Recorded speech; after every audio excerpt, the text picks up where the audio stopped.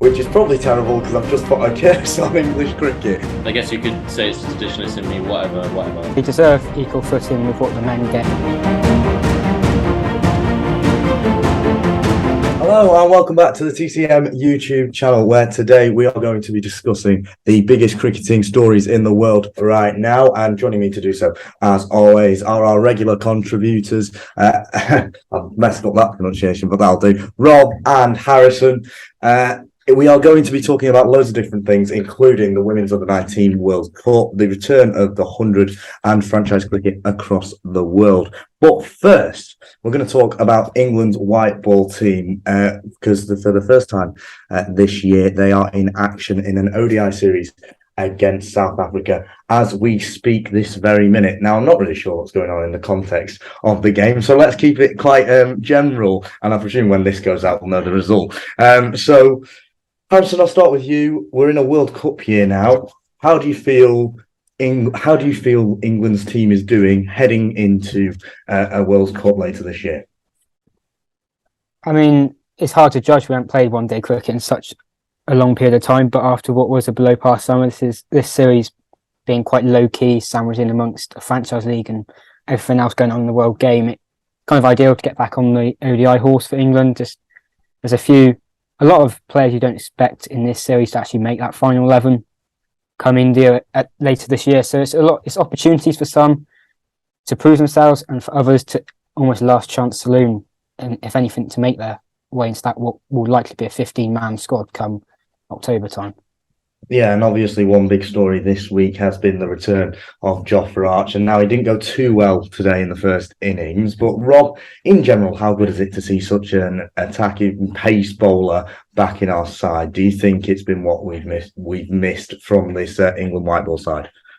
It's huge. I don't think it can quite be stated enough how much of a difference this England side goes from just having, Wopes, Willie, and the other sort of medium fast bowlers. That's still a very good pace bowling attack in itself, but you add in a fit Jofra Archer, a fit Mark Wood if he's around and playing. It's just a couple of extra X factors. So Ollie Stone today picked up a wicket, first ball into his spell, and I think was generally quite economical. So, as well as what was it, Jamie? Is it Jamie Overton who's just gone down with another stress fracture? Yeah.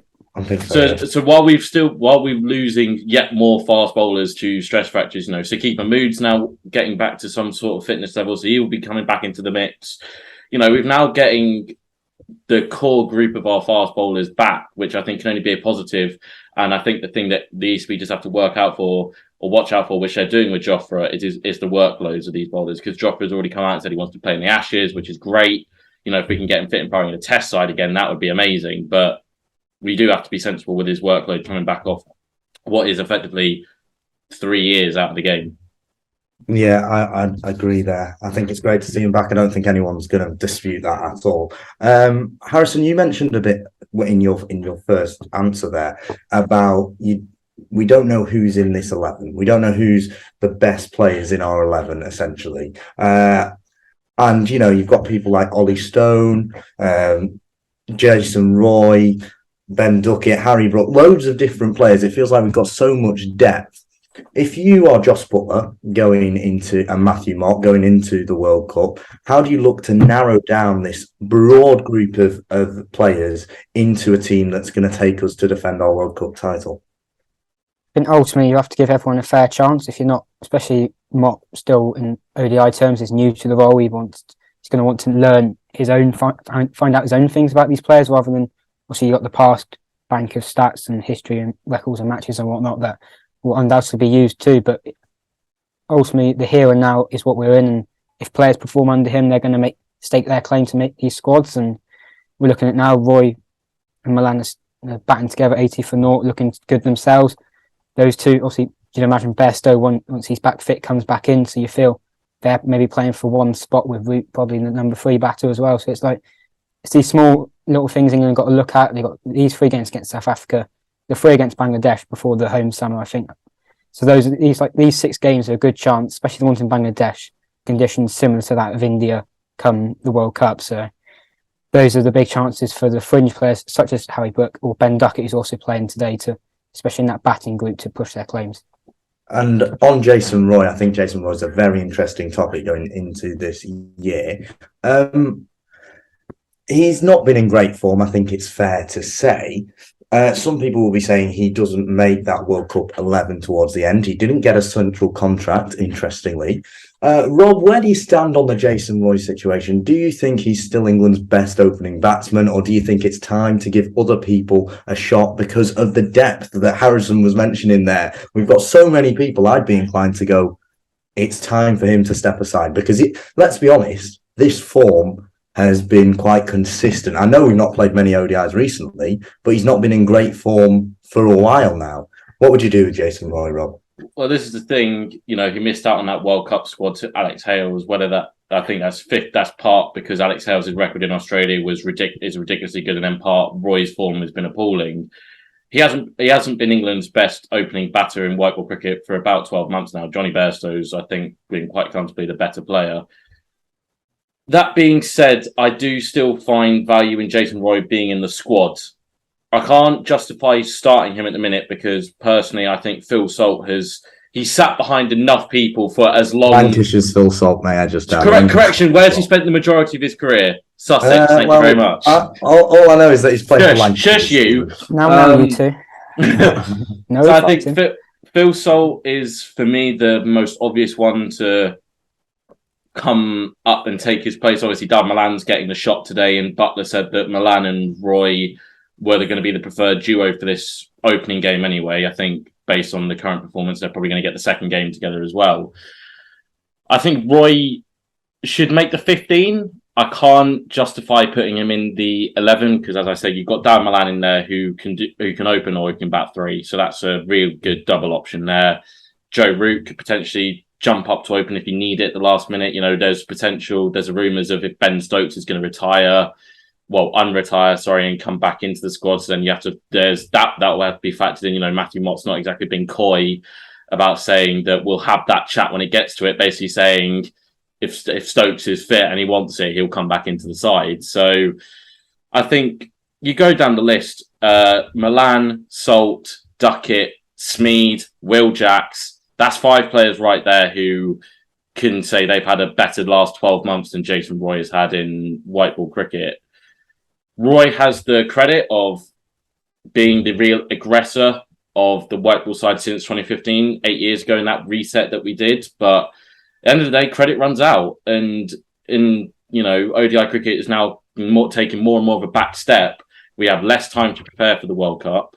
So I think there's now less room for error on everyone's part to stake their claims. So for me, I think at this moment in time, Roy makes the final 15-man squad as kind of your cover opening batter. But does he get in the starting 11? No, he doesn't. Yeah, I mean, it's an interesting debate, and I'm sure it'll be talked about more across the coming months. An interesting hypothesis here is, does England know, or will they know by the time they get to that World Cup, about who their best 11 actually is? I mean, there are so many different combinations that you can have due to the depth of this side. Harrison, do you think that by the time that first ball is bowled in the World Cup, England will have their best 11 there for them? Or is this a case of they're never going to know, but it doesn't matter? What do you think about that? I think they will know their best 11. They did for the T20 World Cup last year, building up to that series. Obviously, Pakistan was missing a few players, but they had those games against Australia, and you could see then where they were going with their 11. And bar a few changes throughout the tournament, they near enough stuck with it. In the ODI, as you say, we've discussed it as well. There's so many spots up for grabs right now, or spots we're not sure of. But there's you've got a big block of games in September, especially right before that World Cup, that's going to help shape the squad big time. And I think Mott and Butler by the end of that month will know at least 10 of their players, if not all 11.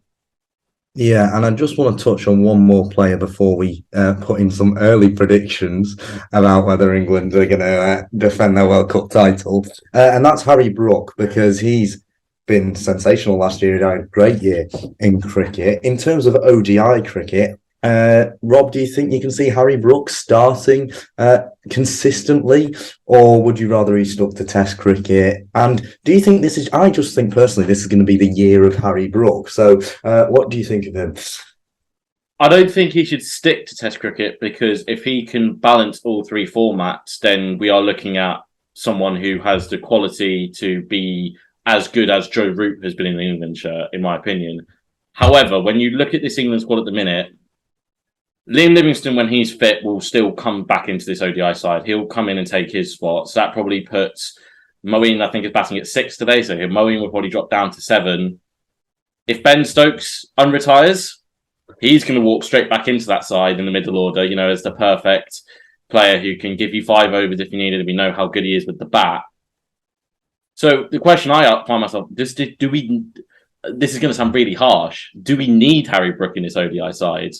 Do we need him? He's making his debut today. So this is the thing. He's not going to have a lot of ODI cricket he's not going to have a lot of time in an ODI arena to get his feet under him. And if he takes to ODI cricket the same way he's taken to Test and T20, then we're in for a treat. But I think at this moment in time, you probably have to say, well, for me, I'd say he's probably the 16th or 17th man in that squad in terms of anyone in that final 15 that goes down. For me, he'd be the first one you call up to put in that middle order, can bat 4. You could probably push him to 3 if you really needed the 2.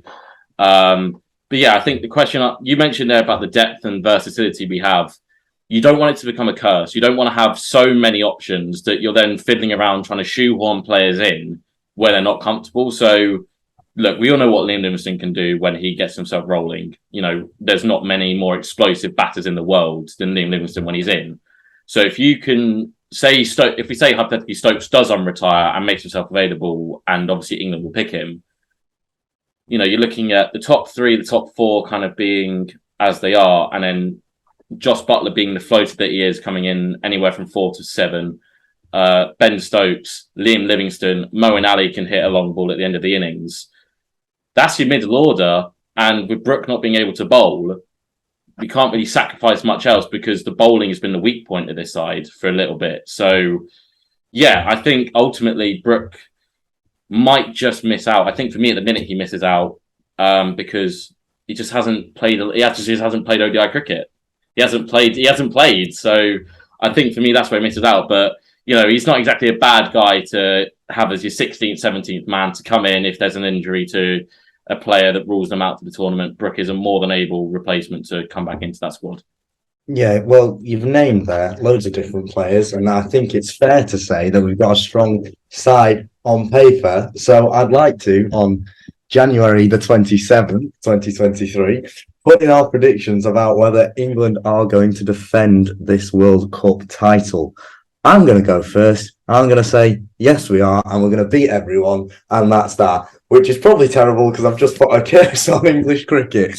But I think with the depth and strength that we've got, there is surely, at the moment, no ODI side that's better than us. Rob, we'll come to you first. What are you thinking? I'm going to be controversial. Oh, you're not? I don't think we will. I think... Wow. The lack of ODI cricket that's now going to be played, I'm not sure exactly how many ODI games we're going to play between now and the World Cup. But I know it's nowhere near as much preparation as we had for our home World Cup in 2019. And, we have a very bad injury record at the minute. Who's to say, all it takes is for Buttler to say, tear his hamstring in a freak accident or whatever, a la Ben Folkes before New Zealand 2019 or whatever it was. You then have all sorts of questions of who's going to captain, who's going to wicket keep, who's going to lead out in the field. That then just creates so many questions. Bowlers can easily go down with a stress fracture. What if Jofra, because ECB are trying to manage his workload, what if one of those games that he plays, he picks up a niggle and can't bowl for a while? What happens if Ollie Stone goes down again? Sakib Mahmood can't get back to full fitness. Chris Wokes goes down with an injury. There's a lot of... I know I'm taking a negative approach here, but I think also the rest of the world, the rest of the sides have caught up a fair bit to England. And you mentioned there's still a relatively new combination of Mott and Buttler leading the ship. Buttler's been around international cricket for God knows how long. But, Mott's, as Harrison said, he's still trying to find out his own combination of players, how he wants to sort of play, although we have the blueprint right out in front of us. But, there's there's a lot of variables. I don't think we're going to get as much of the luck of the green as we did in the 2019 World Cup. Because if you remember, we were in knockout mode from effectively our fourth or fifth group game in. Because if we lost one more group game, we were out of the tournament. Then obviously count back, boundary count, whatever you want to say. That happened. I don't think we can rely on that happening again and that happening in our favour. So yeah, I think, do we have the talent to do it? Absolutely. I don't think talent-wise many teams stock up to us, but I don't know. There's just something off to me this year about the lack of ODI cricket that we're going to play in preparation. I don't think it's going to work out for us. So Rob's the cynic then. But Harrison, looking into your crystal ball, and we know you've got a track record for great predictions. So what are you thinking? What are you thinking for this year? Yes or no for England to win the ODI World Cup later this year?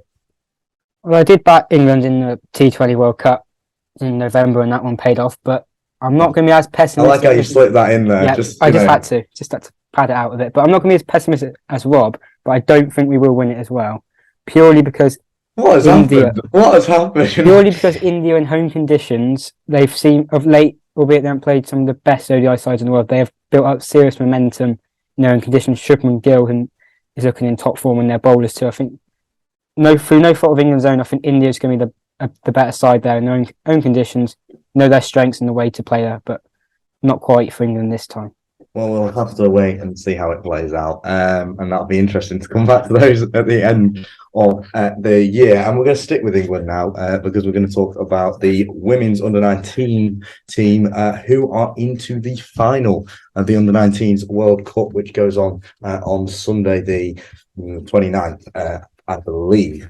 So obviously they beat Australia in the semi-final today. Harrison, how impressed have you been with Grace Scriven's side? And I know for me, it's reminded me a lot of the momentum that the under-19s men had last year.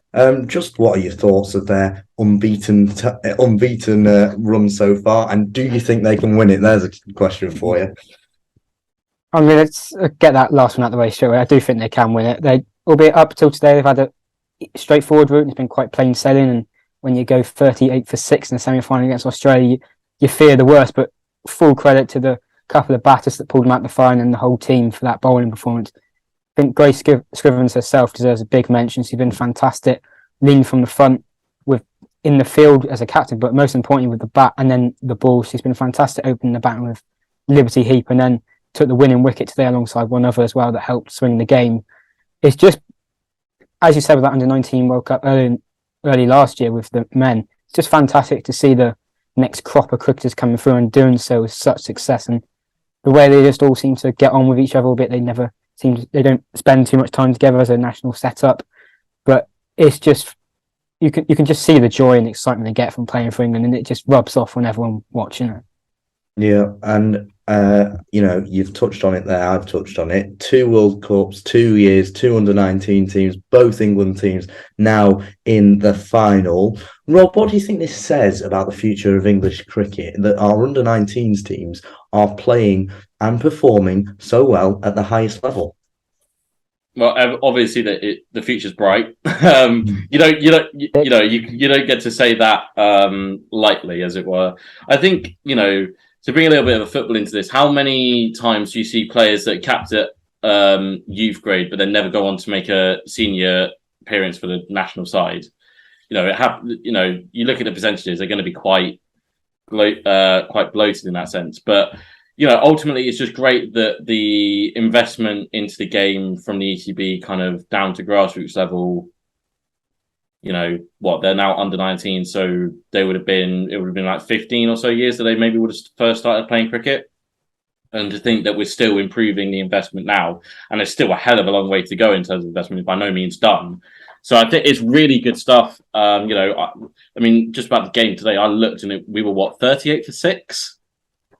And, anyone who knows cricket is sort of going 38 for 6 out of a 50 over game in, what is it, not even 20 overs? Yeah, they're not going to win. The opposition is going to bowl them out quite easy. So, it shows a lot of character from the girls to, come back from that. And post a score and then ultimately, be able to defend it and, probably was an underpass score. I know I didn't pay too much attention to it, but, a good recovery to then post a score and then defend it and get yourself into the final. It's going to give them a hell of a lot of confidence going into the final that, they kind of, that's a situation that they've ticked off. It's like kind of, right, okay, so we've been in a position where we've been in trouble in the middle of our batting innings. How did we recover from this, and how do we go about defending it with the ball? So, yeah, I think it's really good. The future's really bright, and I hope this now just promotes more families and parents to get their young girls into cricket as well, so that we can see this continued success over the next generation as well. And absolutely, obviously, this is the first women's under-19 World Cup. How important is it, Harrison, for women's cricket to have this representation at the under-19s level? Equal to the men, having the same publicity. It's going to do worlds for women cricket in come 10 years, isn't it? How do you assess the impact that you think this is going to have? Massive. They deserve equal footing with what the men get in terms of the tournaments and stuff like that. So it's just, I know this tournament itself was delayed, I think, a couple of times because of the COVID pandemic and different things, but to see it in the flesh as such and it happening is unbelievable. Feel good stories is Rwanda, they're on the 19 side, famous win against West Indies I think it was in the Super 6 stage, or it might have been in the round robin, can't quite remember, but it's things like that is what makes cricket special. The so-called minnows upsetting the established as such. And on just kind of linking it back into England, the ECB get a lot of slack for, and rightly so, for stuff they do, but the pathways they're creating for women's cricket in this country deserve a lot of credit. You've got the county structure, which for the men's is the top one, but for them, it's underneath the regional hubs and the academies that come with that. And then that all feeds into, in terms of the English summer, the 100 itself. And a couple of, Grace Scrivens opened the batting for London Spirit this summer, which Hannah Baker played for Welsh Fire, and there's a few other names as well. Smale, the spinner, was a replacement player for the Yeovil Invincibles, but ended up getting the likes of Alyssa Healy out in the 100s. So there's just so many good things about it, and you can't fault seeing the under-19 cricketers get their moment in the limelight, really. Absolutely, and I think it is one thing, women's cricket, we have to give the ECB a bit of credit there and recognise what they've done with it. Now, it's almost like you knew we were going to go and talk about the 100 because you mentioned it there, and cricket's most decisive tournament is back. Arguments on Twitter have already started, and who can wait for this summer? Personally, I'm very excited. Anyway, it's always a bit controversial. Big thing this year, again, we've got this August blackout window where the only cricket in the UK is the 100. Rob, I wonder what you make of that in an Ashes year, because there will be some people who will say that's a disgrace and the Ashes should be played in August. Where do you stand on that? I'm inclined to agree with them. I try my best to see the positives in 100 as well as acknowledging there are a lot of negatives to it. But that is one thing that I do struggle to sort of, I guess you could say it's traditionalist in me, whatever. But that just does seem wrong. The fact that Test cricket is and will always be the pinnacle of cricket, and the fact that August, the entire month, is not going to see any Test cricket played in England, it does just seem wrong. Maybe just because it's going to take time to get used to, and of course, you mentioned that it's very divisive. Some people are never going to come round to it. We all know the people on Twitter who will never come round to the 100s. We also know all the people who think the 100 is the best thing since sliced bread. It seems odd.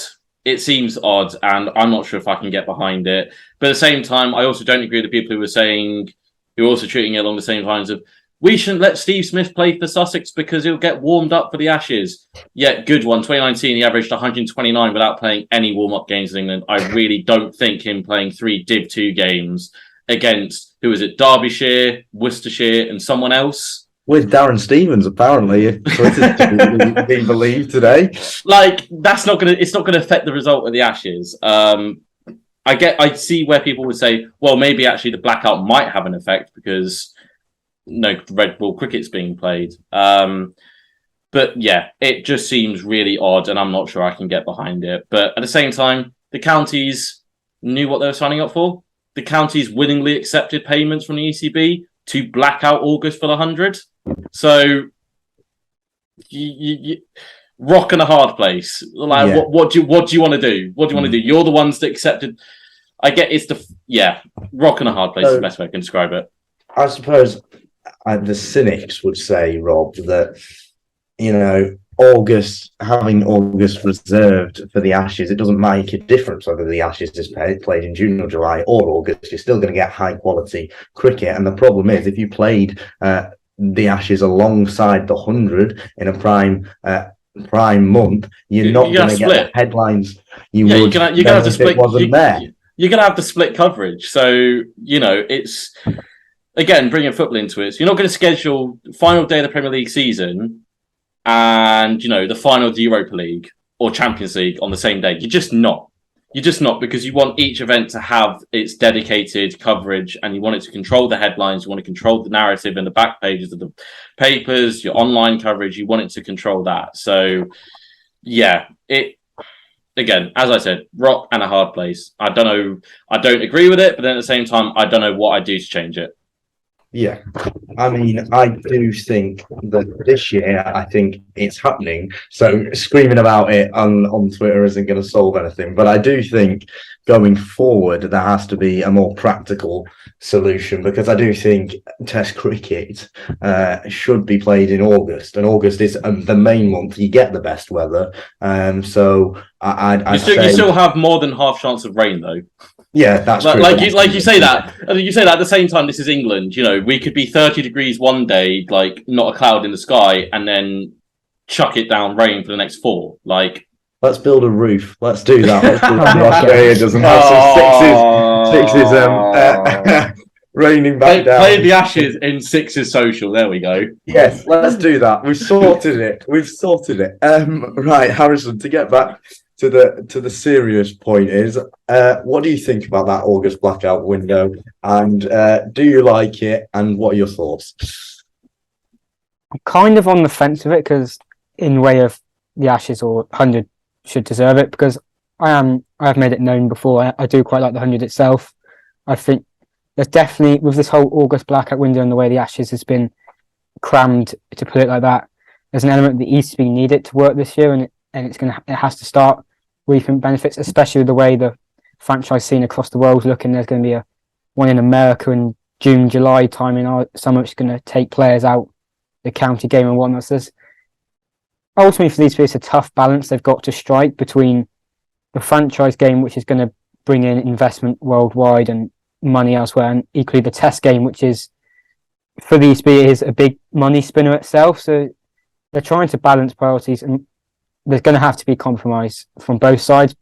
But for this year, in terms of the way they've done the 100, it's so much better having it in like with the one block has been anyway for the last couple of years. But the way the finals are going to be on August bank holiday weekend, that's nice and smart. Both, albeit yes, both are in London, but I've always found it weird having like the eliminator on the Friday evening, like Southampton last year, and then like teams got to go straight up to Lords the next day and play in the final. Albeit that is the world of professional sport, it did seem a little odd to have that travel for the winning side, and I do think it has maybe played an impact on whoever wins that eliminator in the first couple of editions. But equally, when we discuss the 100, obviously there's the women's side to it. It's not just purely the men's and the effects it has on the county game, international game, and whatnot. For the women, they have their own trying to fit it in the schedule. It works for them the way it is divided up amongst their other tournaments. So it's basically there's a lot of people you need to please or things to try and appease to get the right balance. You're never going to get the right balance and appease everyone because that's just life. It doesn't happen. But the ECB need viewing figures and ticket numbers to be better than last year, and albeit ticket numbers, to be fair, last year were mostly good across the board for it to, else they're going to start getting some serious heat from some of the counties, especially with the two Richards in charge at the ECB now. Yeah, and you touched on the women's game and the women's side of it there. I was having an interesting debate on Twitter the other day because I'm not best pleased at the fact that we're not pioneering women playing in the headline evening slot this year, and all of the women's double headers are before the men. Now, I do understand the point that people were trying to make, which was that people are more likely to see a bit of the women's game if it's scheduled in that way. However, I wonder whether it sends a wrong message in that we're never putting women in the evening headline slot for the 100. I thought this was meant to be about pioneering. And surely if we're, I feel like if we are trying to pioneer these things, why aren't we taking the risk to do it in that way? I wonder what you make of that, Harrison. What do you make about the women's doubleheader issue? And obviously, we've talked the 100 has lots of positives for the women's game. I just wonder where you stand on that issue, that debate, and whether you agree with me or disagree with me. It definitely deserves to be talked about. I think what Lancashire did one last year where they played like a Lancashire game, and then they had the Thunder women afterwards, and it was quite, from those there, a lot left. I think it wasn't the same crowd numbers, and quite sparsely populated in the stands, which I think is probably the main concern of the ECB, that worried about the image, and they've built up this momentum in the first couple of years of having the women first. The crowd, you get a decent crowd, and it builds up as the women games go on, and then obviously most people then, or the remaining people, turn up for the men's game. But at the same time, at some point, someone's going to have to break the trend, become the trend setter, and say to the world, actually, the women are good enough to play the headline slot. Why don't we just put our necks on the line here? Viewing figures, ticket sales may not be the same or whatnot, but they deserve it. They should. I know there's a few circumstances on the weekend. When there's the weird double headers across the place, they play at like 2:30 when there's a main game at 2:30 as well at a different ground. But it's just not the same thing as having that prime 6:30, 7 p.m. slot that will, for many people, be what they focus on when they buy tickets to events like this. Yeah, I think. Sorry, go on, Rob. I think it's a very good point. So I agree with him. The cynic in me. Right, when we look at it if you take it from the ECB's point of view, what was the whole point of them bringing in 100? A new franchise tournament, yes, but what do they want to do with it? They wanted to sell it off to other people to get investment. They want to get. I'd take issue with the idea that they made it with the sole purpose of selling it off. I think the point about money. I think your point about money is fair. I think they do want this to become a cash cow. I gotta say, and this is kind of the argument from the ECB's point of view. They'll go, well, and they've created this issue for themselves by not promoting the women's game enough. They'll look at it and go, well, we know that if we put, say, London Spirit and Southern Brave on a primetime slot in London on a Friday evening, Saturday evening, whatever, you're going to sell that game out. You just are. Like, the players, it's a Friday night, Saturday night, people are out and about, it's a kind of it's an appetizer for a night out. If you're looking at it from the public's point of view in that sense, sort of like, yeah, we'll go to the cricket, watch that, have a few beers, whatever or not, and then we'll go out for a night out. They're going to look at it and the ECB, because they haven't promoted the women's version of the 100 enough, if they were to put them in the primetime slot, you then just get the skeptics on Twitter going, well, look at the crowd attendance. Yeah. What are the viewing figures? If it's on BBC, what are the viewing figures? Oh, they're down, are they? Well, that's because the product isn't like... Unfortunately, money, it is the cause of all evil, and that's the obvious issue here for the ECB. They're not going to put it on there because they know they're not going to make money off it, and ultimately, for the 100 to work for the ECB, they need to make money off it. So how do they do that? Keep putting the men in the primetime slots and scheduling the women's beforehand. I was very disappointed when in the first edition of the 100, when they had the whole purpose of the men would play first and then the women would play afterwards, only for them to flip that at the last second and go, actually, no, the women will play first, and the men was like, well, no, that's not, because everyone knows you've promoted them on social media so much on the men's side of things that everyone knows who's going to be playing in the men's game. You haven't done anything on the women's side of it. Promote the women's side more, and then you don't have this issue 2 years down the line. And I suppose that's my point of it here, is that I remember that very first 100 match on that Thursday evening, and it was a women's standalone match. And at that moment, I thought, wow, we've got something here.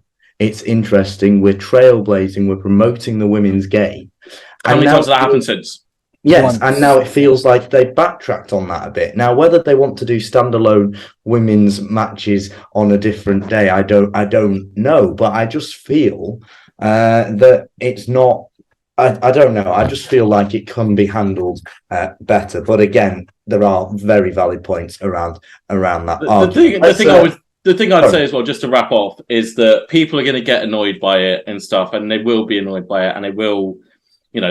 They'll have issues with the 8 teams we have already. Yeah. Just give it like 12 months or so. And then you'll see an even bigger explosion when you find out what the ECB have in plan.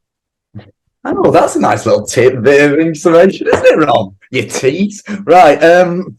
Let's stick with the 100. And apparently there's going to be a return of a televised draft this year. Now, Rob, I know you are a massive NFL fan, and they do a similar draft. So I wonder, what are your thoughts on the draft coming back to television? What do you like the draft system in itself? Did they do one last year? Behind closed doors, as such. Yeah, it was behind closed doors. Was that limited? Was that limited for COVID reasons, or? I think it was just a decision, wasn't it? That's stupid. Combo, I think. Yeah, I think it was. Okay, I understand. If it was fully due to COVID, I can completely understand. But if it was a choice, that is stupid. And as I remember it last year, they were announcing players in like dribs and drabs, and it was exactly. You would like we were having to scroll through Twitter to find random accounts that had found out which 100 because I don't do even all of the 100 accounts have 100 teams have official Twitter accounts. They don't have Twitter, which I'm going to be honest. I feel quite sorry for the 100. No. But Rob, you've seen what 100 Twitter is like. Yeah, I think but from their perspective, there's already one admin who gets abused every day. Name me professional sports sites that don't have an official Twitter account. That has to be Instagram account. Yeah. So, right, we'll get back to the draft, because otherwise I'm going to go off another tangent. We digress. The draft is a brilliant idea to have it televised because, speaking from a bit of a selfish point of view, it opens up, you get to see more personalities on screen. If the 100 are so behind the kind of the youth movement of trying to get younger audiences involved, you want them to have people on screen they can relate to. So that means you have job opportunities for people that can present the draft. Even though we all know they're just going to roll out Ian Ward. All 3 of us are available, by the way. But we all know they're just going to roll out Ian Ward, Nasser Hussain, Michael Atherton. That's no disrespect to those guys. They're brilliant at what they do. But I think the draft is really good. You get a bit more of a show behind it. I hope they've done something with the draft order, because in the NFL, if you're not sure how it works, they do it based on record. So if you're the worst team the previous year, you get the number 1 pick in the draft. So if we're going to take... I would like that in last year ahead of... Well, we know who's looking that. Welsh Fire. I was going to say, so I hope it's that this year, and that Welsh Fire get the first overall pick in. I think they finished bottom in both tournaments. I don't think I can bear to watch Welsh Fire again, to be honest. But if you want it to have sort of not parity, because what was it? London Spirit's team last year was just ridiculous. Yeah. But I do like the draft process. I think it gets people, if you advertise it the right way, if you get the right people behind it. You can set aside however long it's going to take, you market it, you advertise it, you get people sitting down to watch it.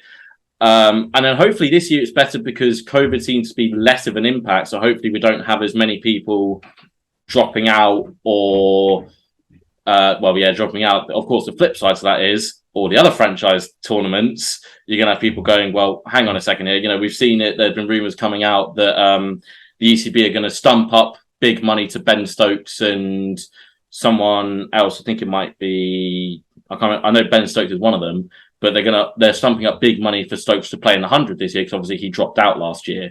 So I think the draft is a really good idea. You get some personality behind the tournament, you get to advertise it, you get people actively engaging, you can run social media stuff alongside. I think it's a really good idea. They made a mistake last year by not making a bit more of a deal. And also, to be quite honest, it adds some professionalism to it. You're not having to scroll on Twitter to find a random account that knows the social media admin at like Southern Brave, who me and Harrison both know is just the same guy that does Hampshire's social. I love the little name drop you just put in there. You're not having to search, you're not having to go to them. Like you've got the TV there, one place, you know what's happening. And yeah, you can run highlights packages of the players' highlights. You get a little bit of analysis from, Jared Kimball or whoever, who's there who might be there to hype up the players. I don't know, but you have you have a potential there for a really good product. If you watch NFL Red Zone every week, you know how good of a product that is. The NBA have started breaking into it now. Red zone for the blast. That's what I'm saying. It's something that's absolutely essential if you want this product to go well. And if you don't do it, you're again just creating another issue for yourself, because you're gonna have teams rocking up to that first 100 game going, I had no idea Andre Pollard now plays for Southern Brave. Yeah. If you did a TV draft and they drafted him, you would know about it. Absolutely. And Harrison, did you want to make a point on that? Sorry, I was going to interrupt you there. I kind of echo a lot of what Rob says there, really. It was last year that the journalists got leaks of what had happened in the draft the day before, and then I remember the way I followed it was BBC Sport had a live blog, and it was kind of like every half an hour the next team would have their roster, to put an American term on it, released. But it felt like they undervalued what they could do. As much wrong as there is with the Big Bash, them having the draft auction style thing they had before the tournament this year, albeit it was only just for the overseas players, it made it so much better. Credit to Mark Howard and the Fox team. That hype in the off season, doesn't it? You've got to keep it's the same. You've got to keep these things bubbling away. It's the same with social media. Keep people little tidbits here and there, keep them hooked, and then also you have the big explosion when it's the event. It's just a little marketing things across the board that if you improve there, you've then got a much better product. I think which is a good point. Do we know, do you guys actively know who's staying on, say, for Manchester Originals? Do you know who's been retained from last year? There's a deadline, to be fair. Right, okay. So fair enough. Sometime in middle of February, there's the retention deadline. Okay, so that's another thing that can be publicised. I believe a retention list. The retention is in February, and then they're planning this draft for, I think, mid-March-ish time. Okay, so that's a very good idea. That's sort of it's not a very good idea. It's sort of the basic of what you should be doing, but that's something, again, it's just a little thing that needs to be done, because when you mentioned there, August is specifically for the 100. So you're going from August to August every year without this one without this one tournament being played. How do you create 12 months worth of content? Obviously, some of it is self-explanatory, like the retentions list, the draft. That sorts out a lot of content for you. But in those, September to January, how do you create content to keep the 100 relevant on social media? How do you keep people talking about it? Some of it might be the ridiculous stuff you come out with, about stuff, but how do you keep portraying it in a positive light? Because ultimately, if your product's not being advertised well enough, people aren't going to go watch it. Absolutely. Let's turn to the 100 itself. And here's a question for you. I wonder why you think it can do better this year than it didn't do last year. Harrison. Are you going to limit us on this, or? I don't know. We'll see. I might interject. Harrison, what do you make of this? It's tough, really. If I'm being honest, I didn't really hear your question, so. Oh, that's great. Yeah. Welcome to. We just said about 10 minutes ago, we were like, we can host the 100 draft. I don't think we bloody can. Harrison, what I was saying is, what do you think the 100 as a tournament can do better this year in terms of improving the product? So it's definitely, as we've touched on there, the social media marketing, there's a few areas there they can improve. I don't think maybe Twitter accounts aren't essential as such, because in a way we're in a little bubble on Twitter, and it's not maybe as widespread, but that could be something for them to explore. The Instagram accounts, they got a good base there. You can continue building from there. But in terms of the actual, I guess, on the field stuff, they got to find. Well, they're not going to do it, but you'd want to see more women's game in the headline slots. Give the women's game a bit more prominency. Look at the pay, which I think something we haven't touched on. There's the pay gap between the two that is, albeit was narrowed last year, but it's still rather significant between the two, and maybe doesn't reflect, especially the way they promote as the women haven't, well, not equal footing, but kind of similar amount of importance to the men as in this product. But then, I can't fault much from the experiences I had at match days at the 100 last year. They were good fun. I think, especially if they got that whole block in August, there's they've got to make sure the wickets are conducive to exciting cricket. At times, as a bowler myself, I do like to see the bowlers well in the contest. But if you're going to put a product out there, you want it is only 100 balls. So you want maybe 170 plays 170 or 180 or whatever the similar score from 120 balls to 100 balls is. So it's just a few little things on the top of mind like that. I wonder whether overseas players is one attracting talent to come and play in it. I think there weren't as many pullouts as there were in the first year of the 100, but there were still. I did feel a lack of maybe a proper big overseas names who are going to catch those headlines. What do you think about that? Do you think that's an area that could be improved, Harrison? Yeah, definitely. I think they suffered a bit last year from. They're not overlapping this year, but the Caribbean Premier League started towards the back end of the 100 and they lost all the Andre Russell's over here. Tabraiz Shambazi missed the final for Trent Rockets, and a few other players went out to the Caribbean to play in that because I think, quite frankly, it's a bigger money pool. And then obviously the West Indian players, it's their own domestic tournament. So that is one. There was good names across the board last year. You had the strength, especially after the first year, because that was COVID and a lot pulled out. I think there's a couple of countries that are involved internationally when the 100's on this year, so you won't probably see many from them. But it is one area they do good and bad on, I think, is a fair way to put it. Yeah, I think that is fair. And Rob, I think you might like this question. Looking forward, in fact, this is going to stir up some drama. What place does the 100 have in English cricket looking forward into the future, if you've got your crystal ball? It's a very good question. Me personally, do you want my personal take? Yeah, your personal opinion, and then maybe the realistic, more correct answer, which I'll give you later because I'm always Rob, your personal opinion. It can go multiple ways. I think, right. How would you like to see it go? How would I like to see it go? I want it to be, I think the more successful tournaments we have, the better. But at the same time, as I said earlier, in regards to England's white ball side, versatility can be your downfall. Too much success is also not, too much of anything is a bad thing. So, the biggest point, which many people have been correct to point out, is does the 100 devalue the blast in some way? And that's what I think. There needs to be a way that those two can coexist. If there's not, then that is a huge issue. I think personally, for me, how do I see the 100 going and what place does it have in English cricket? It's going to stay around for at least 3 to 4 more years. There's contracts that have been signed. The breakout to get out of those contracts is going to cost way more than it would take for the ECB to just see out the contracts. And, as we've mentioned, the ECB are not exactly afraid to market the 100 for overseas investment IPL owners. Would I like to see it succeed?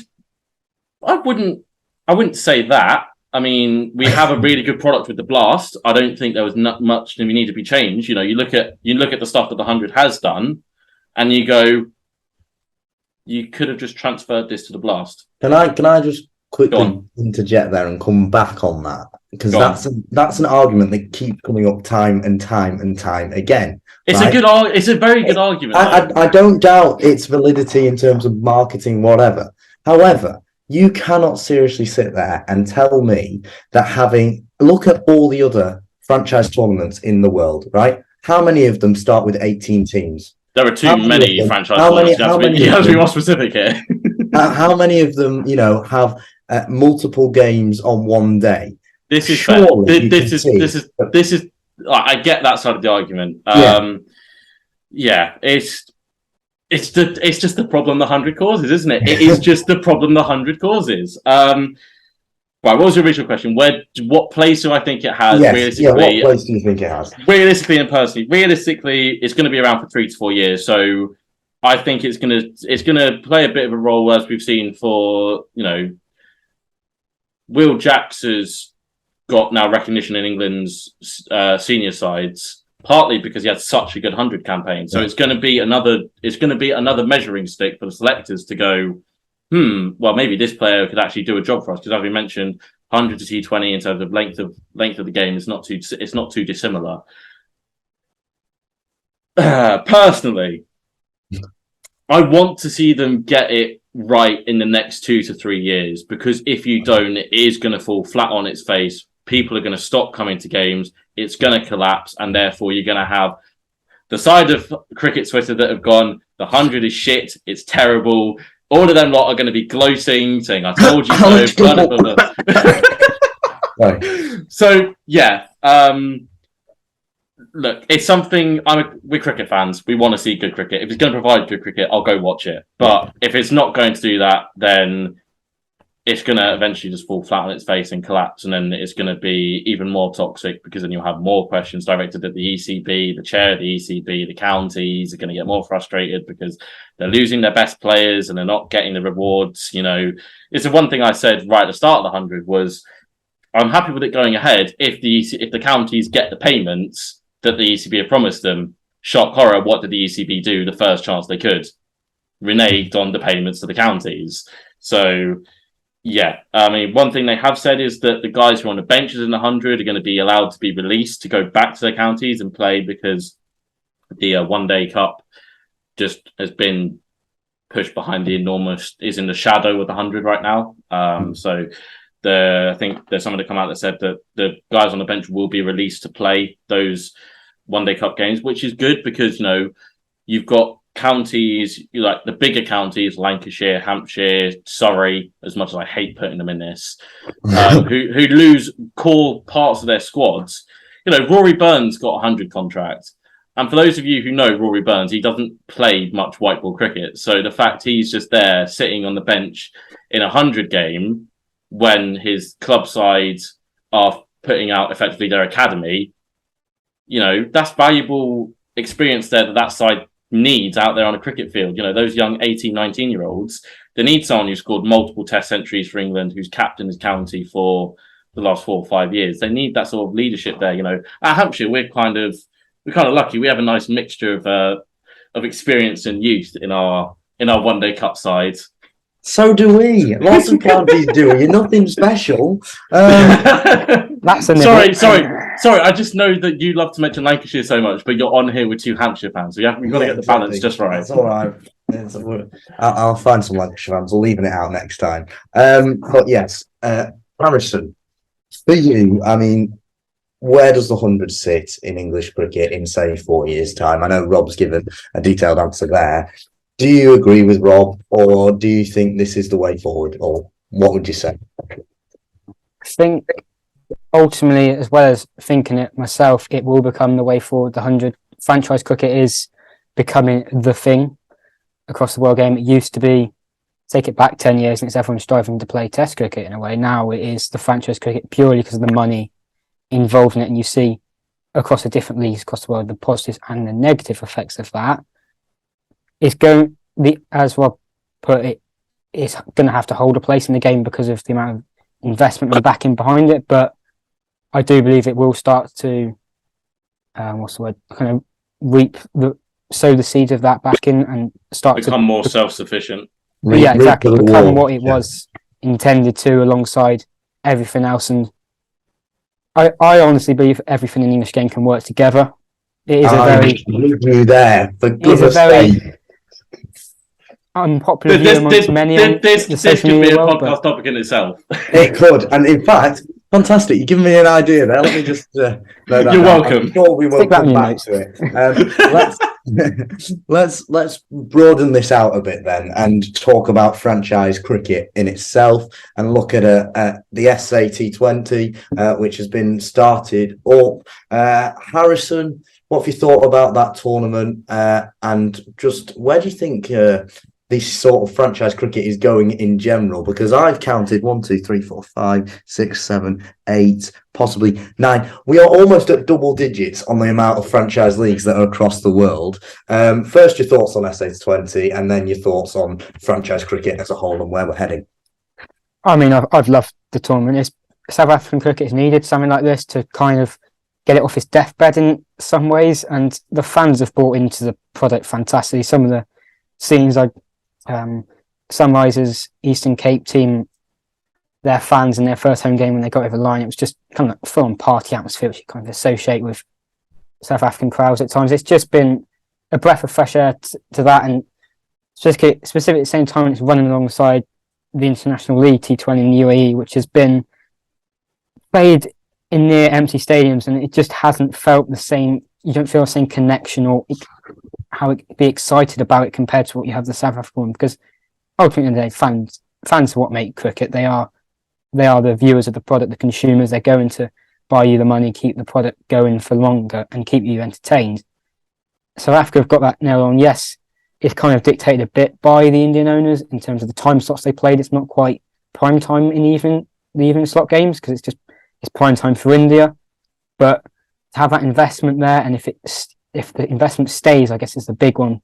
So see with the worry of these owners, they branched out to the women's IPL this week. Some of them, you got them in the IL 20 and the South Africa 20. You worry, as long as of course their main point of the IPL, you worry if the money dries up, what happens. But if the money stays and it reaps the rewards in the domestic game and helps bring through many new fans and keeps those currently fans interested, you can't not enjoy it. But yeah, we are getting very populated franchise cricket-wise. Absolutely, I agree, and I think it'll be interesting to see in the next few years whether we follow the SA20 mold, which is that they have, the teams are very similar to the IPL, and whether we have that across the world, and then whether people get contracted to those teams. So it will be interesting to see the direction of travel. One final thought then from Rob on the SA20. What have you made of that tournament as a whole? Do you want me to be brutally honest? Go on.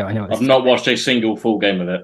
Right, there we go. I'll say my thoughts then, which is I've actually been really impressed by it as well. I agree with everything you said there, Harrison. I think it's been it's rejuvenated South African cricket, and long may it continue, to be honest. But yes, as we touched on, the concentration. I think we've touched on two topics that could probably make up a whole hour and a half discussion. Yeah. I think just very quickly, I think mine is probably because there is, I definitely fall into the camp of we're now getting towards too much franchise cricket, and it's now hard to keep up. I haven't watched a full game, but I've kept up with par Royals purely because Josh Butler's there. And yes, I'm always Lancashire's Josh. I just said Josh. I've fallen into the trap. I've fallen into the commentator's trap. But yeah, I'm now just getting to the point where I can't get into more new franchise cricket because there's just so much of it. Sort of, I've got IPL, I've got Blast. Just pretty much it for me in terms of franchise. I don't have a lot of other teams I follow. I just find there's now just way too much of it for you to keep up with, and also try to actually just live life. To be perfectly honest, so I hope it is a success because as we've touched upon just there, South African cricket has been kind of, well, lack of a better term, dwindling. Really been down in the dumps. So I'm glad it's now rejuvenating. South African cricket, because a strong South African cricket side is what's needed in the cricket world. I hope it sorts out some of their financial issues that they've got. I hope it is a really good bit for them. For what I've seen, the crowds have looked decent to good. So that's the sign of a franchise tournament that maybe is marketed in the right way. But yeah, I hope it does continue. And yeah, let's see where it goes, because does it have second season syndrome like the 100 did last year? Can they overcome that? But yeah, I'm just struggling to keep up with it because there's just so much franchise cricket going on, which will probably be talked about on another pod episode. Yes, we will. We certainly will. And that's a nice way to end it. Rob, Harrison, thank you very much for your time, and we will see you next time.